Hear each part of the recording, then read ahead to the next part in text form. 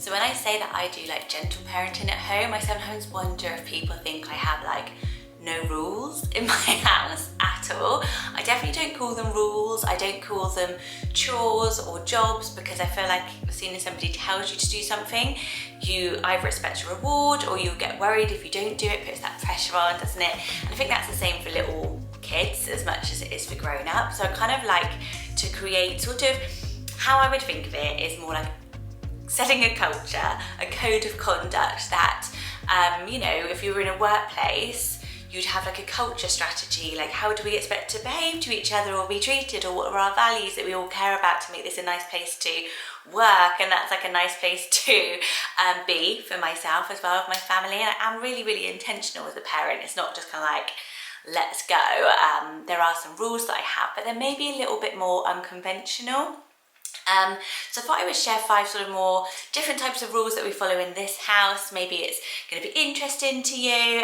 If you like gentle parenting or interested in gentle parenting, there's literally so many gentle parenting videos on my channel, right up from newborn, right up to older kids.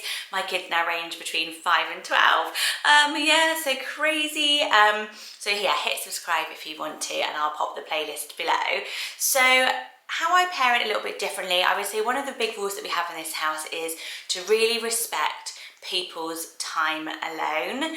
And I'm sure that that is a value that a lot of people understand, that you need time alone, but sometimes in the household I think that there can be so much kind of like, don't storm off, don't shut the door, you know, taking yourself away. And I think during the pandemic we obviously learned to really value time alone, and we've really talk about it. So it's kind of like, you know, if you want to be alone, that's important. We have to respect your personal space. And I hope that that's then something that can carry them through their whole life, because I always, you know, as a people-pleasing type of person, it's difficult to say, sorry, I need to be alone, you know, without the other person feeling rejected or that you're pushing them away. So we really respect time alone, and we really say, you know, I'm going, and I will say that, you know, I'm going to go and have a bath and closing the door. I really need my time alone, and then I'll be feeling more energized to do bedtime. We also talk about grown-up time. Sounds a bit saucy. Adult time.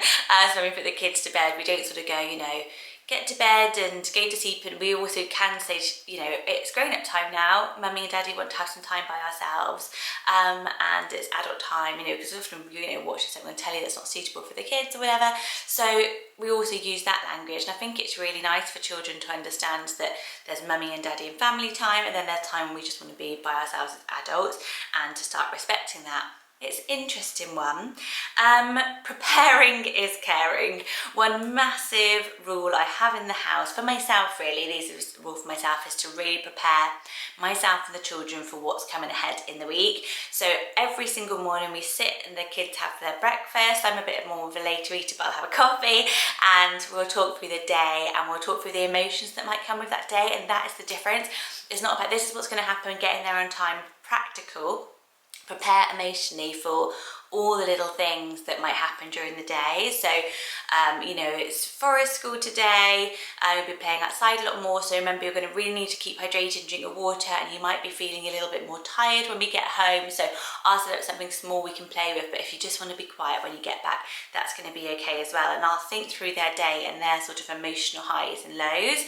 And I said, you know, if you're going to be tired, I'll come and pick you up in the car today, so you don't have to walk home. And you know, just I think knowing all those and them having that thought through, yeah, I might be more tired because I've got forest school or whatever it might be, really helps. And for me to know, okay, after school today, I'm not going to create this ginormous expectation of my kids.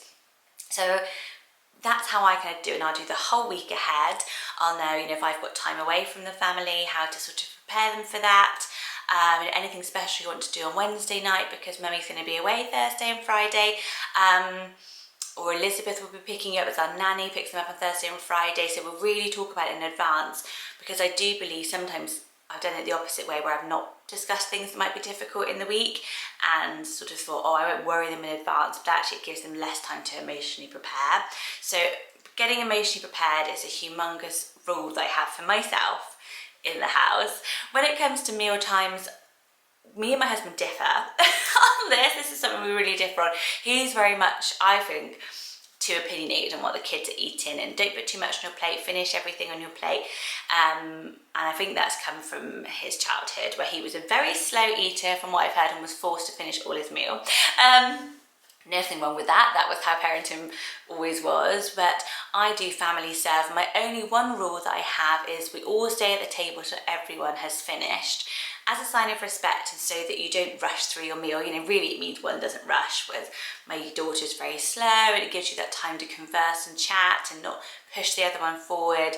And I think it takes the time pressure off, because I think kids don't want a time pressure. They want to get back to playing. My kids are not like mad, really want to sit around this table for 10 minutes. So try that one out if you're struggling with it. You've got to stay at the table till everyone's finished, and then not commenting on actually what they're eating or how much food they've got on their plate if they finish in too quickly. And just, it's so helpful with fussy eating not to comment on what they're eating, just to have that one simple, gentle rule. So my next two might skew a little older, but it's all about sort of language that we use in the house, really. And one is around sort of siblings and sibling rivalry or sibling kind of fighting, which, I'm struggling to say it because my kids do fight actually now, boys. They never used to, but I think it's a sort of a practice, isn't it? It's so funny how you can literally see, like, when you see lion cubs like practicing their sort of hunting and fighting with each other to go out into the world, you can almost see them practicing their relationships and reactions at home. But a big thing we talk about is consent. It's a bit of a, I would say buzzword, but that makes it sound flippant, but it's a bit of an important topic that we started to chat about more in parenting now, I've noticed, in the stuff that I follow. And I think it's a really, really important thing to get into the home language a lot. And there's a lot of play therapy that's around consent. If you know, I'm going to be training to be a play therapist, I'm really excited. And a lot of that is around things like tickling not being good because you're kind of out of control and you say stop, stop, stop, and we don't stop. We kind of think it's more fun. So how I sort of talk about consent is during playtime, and it really sounds like a big word, but it's really good to do from even tiny, like, can I change your nappy? Am I okay to change your nappy? Are you ready for me to change your nappy? I'm going to change your nappy now. I used all that language from really, really newborn because it's a respect thing as well for another human being, which your kid is. But as they get older, it's about sort of saying, talking about no meaning no, talking about if you're making somebody angry, knowing when to stop. And that's a really big thing that I'm teaching my kids. Like, when someone starts to get angry, that's when you stop. So literally I can just, if I hear it going on, we just say, what happens when we're making someone angry? And they just say, we stop. And then it sort of diffuses it. But we also introduced something really funny, which is a safe word. So our safe word is Norman, which I only figured out recently is longer than no. Norman, really don't know why, because the kids chose the word. So it's a word for when you're sort of playing and, you're like, it's a really good game for a while and you're loving it and you're loving being, wrestled with or being teased a bit. And then you're saying no, no, no, but it's not really a no. It's such a important thing to understand. And so we've had this sort of safe word now, which is Norman. So if you go Norman, that means actually I do mean it. I do want you to stop. I do want to end the game. I'm not really enjoying it anymore. And it really helps because the constant thing I was battling with was, oh, he was laughing about it, he found it funny, he loved it. And it's that type of a language. And it's really important, as you can imagine, to really start having those gentle conversations at home, I think. So it's a big rule of mine is that we have a safe word and no means no, or the safe word helps to sort of just reinforce that for little kids. And then my last one is about kind comments. So it's funny, I use the language kind comments. I try to use a bit of social media language in the house because I'm preparing my sort of older kids, my 8 and 12-year-old, into going on to the social media world. They're not on it yet. Tends to don't have their own social medias, but it's really, again, important. And we talk about the use of language and name calling, which I'm sure loads of you do. Like, don't call somebody an idiot or stupid or silly, even in a joke, because you imagine if that's written down. So we try to use kind comments. And I used the word kind comments, which was an Instagram initiative a while ago, where they would say, really the power of a kind comment can really change somebody's day. And if you start talking about that at home, which is not really normal, home is where you're kind of chill and you don't have to be so kind. We can give often our worst to the people that we love the most. And I really think about that a lot, that sometimes I'm kinder to a stranger mum on her school run. I'm like, hi, morning, how are you? And I get home and I'm like, ugh, to my husband.